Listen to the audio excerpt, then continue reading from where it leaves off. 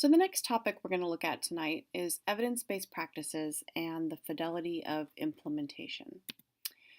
So first off, why are evidence and data important? It's really important that we use evidence and data-based decision making when we're working with students because we want to make sure that we have realistic expectations for our students and for their progress. We want to make sure that we're addressing our students' needs effectively and efficiently and we're not wasting instructional time. And most important, if we are um, instructing our students with untested or non evidence based methods, we might actually slow or keep them from progressing, and we've wasted instructional time.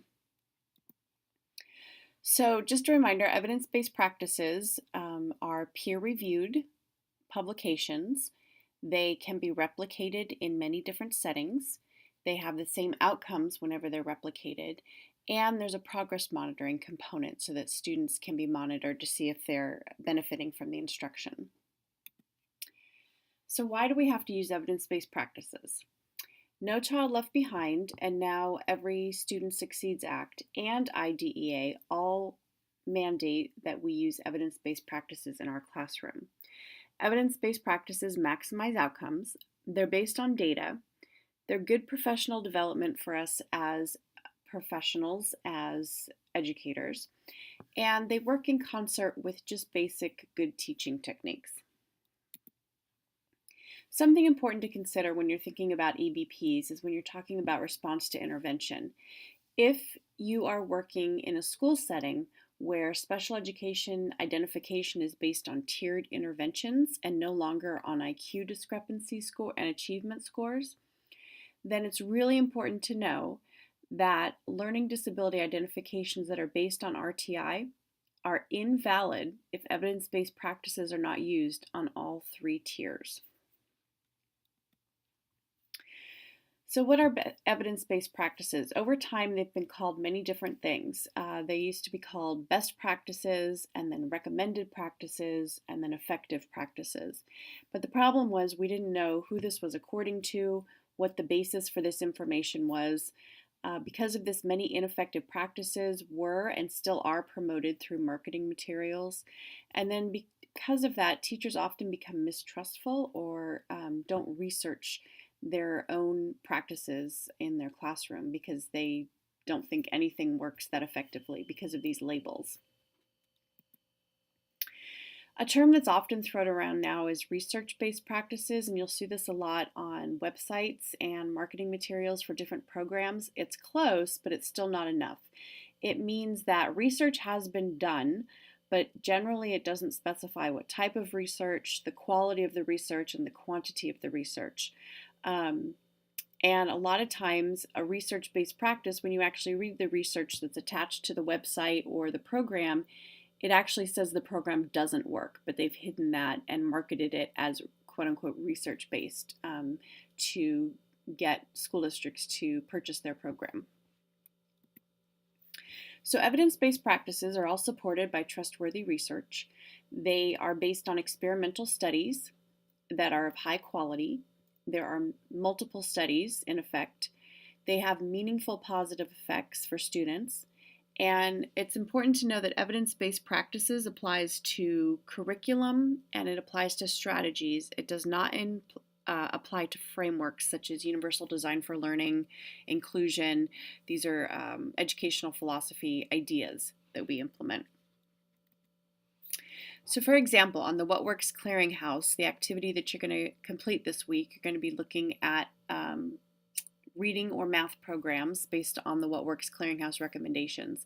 So for a program to be labeled evidence-based practice by the What Works Clearinghouse, 2 or more studies on that program have to meet, or that program or strategy have to meet the What Works Clearinghouse design standards.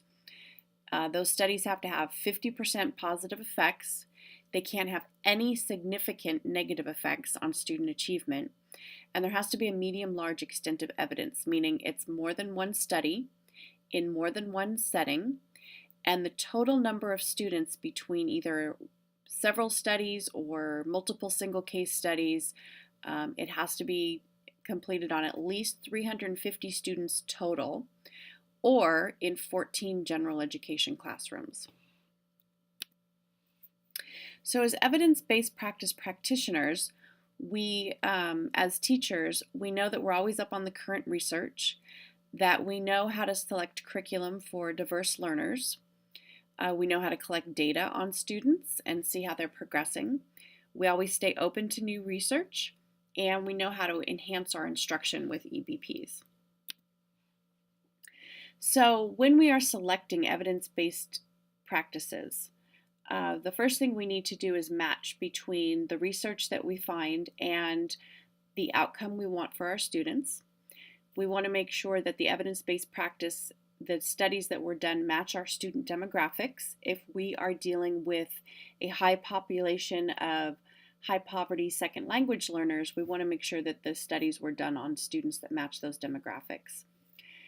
We want to make sure that we have expertise in the area that we're going to be teaching. We want to see what school and class resources are available to us that the program requires. And we know that it does not have to be an absolute perfect match. So in terms of effective teaching, when we're implementing evidence-based practices, the teacher is the critical variable. So evidence-based practices will not work with a poor teacher.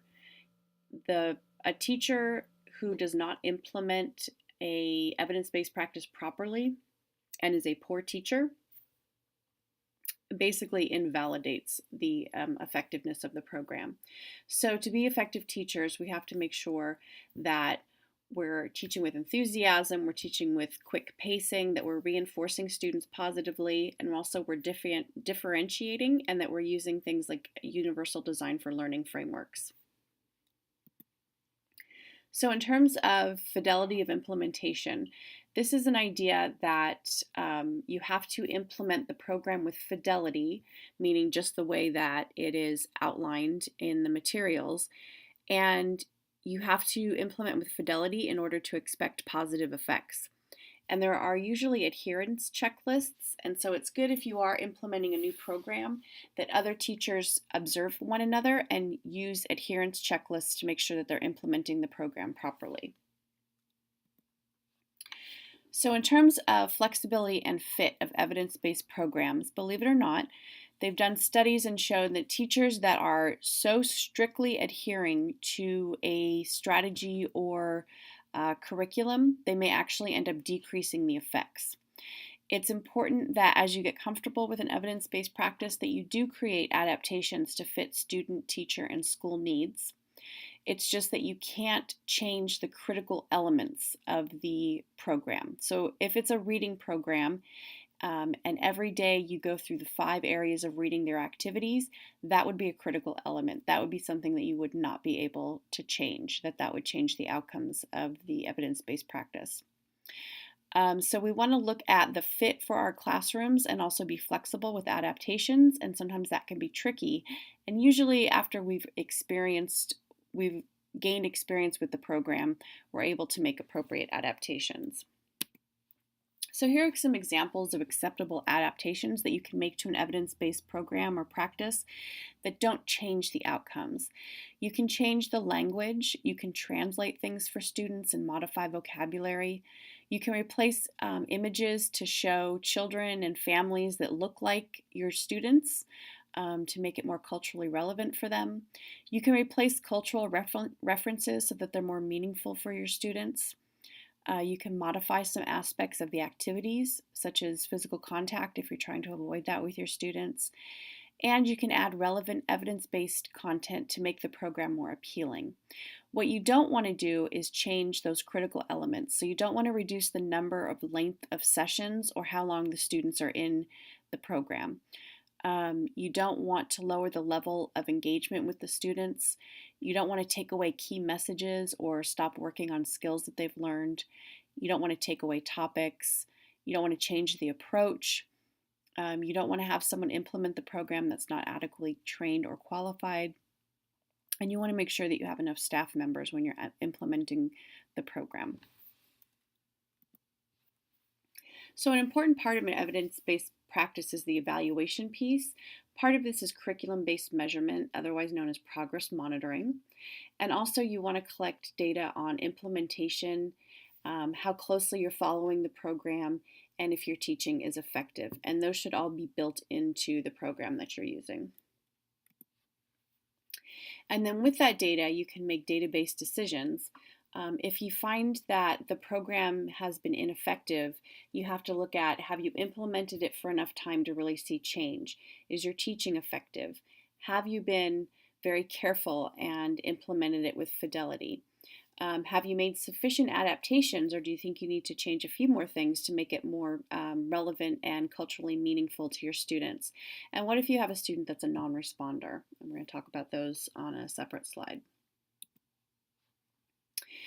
One of the issues, if you have a whole class, if you continue to implement the program and you have an entire class that is unresponsive to an evidence-based practice, then it could possibly be an implementation issue.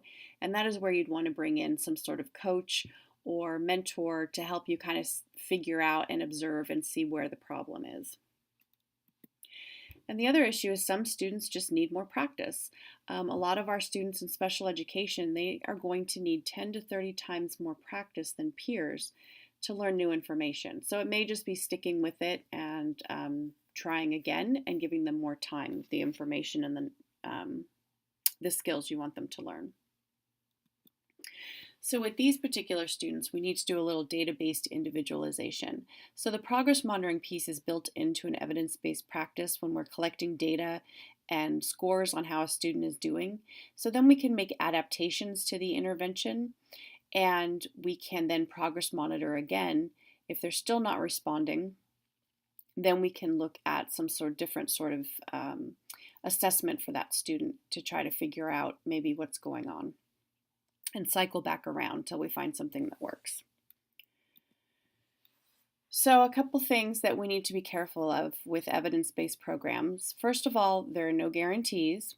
We don't know what's going to work for all students. Also, whenever you are looking at resources online for where to find evidence-based practices, all these different groups and different federally funded research projects and different organizations, they all use different measures to decide what is evidence-based. And another issue is that 2 to 5% of children are going to be non-responders to even the most effective practices. And those are the kids that are going to need maybe 30% more time, or that maybe are never going to pick up the skills that you're trying to give them in an evidence-based practice. And then also it's important to consider that practices that are not identified as evidence-based might still be effective. It might just be that there's not enough research on it to label them as evidence-based practices yet. And maybe they haven't been reviewed.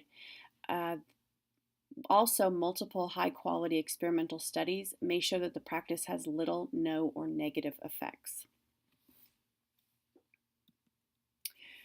So in your own classroom, if you can't find evidence-based practices through one of the online resources, you can always do your own investigation. And whenever you're looking at a practice or a program, the first thing you can do is search in, say, an EBSCO journal. And this goes back to the educational research module that you did before this one.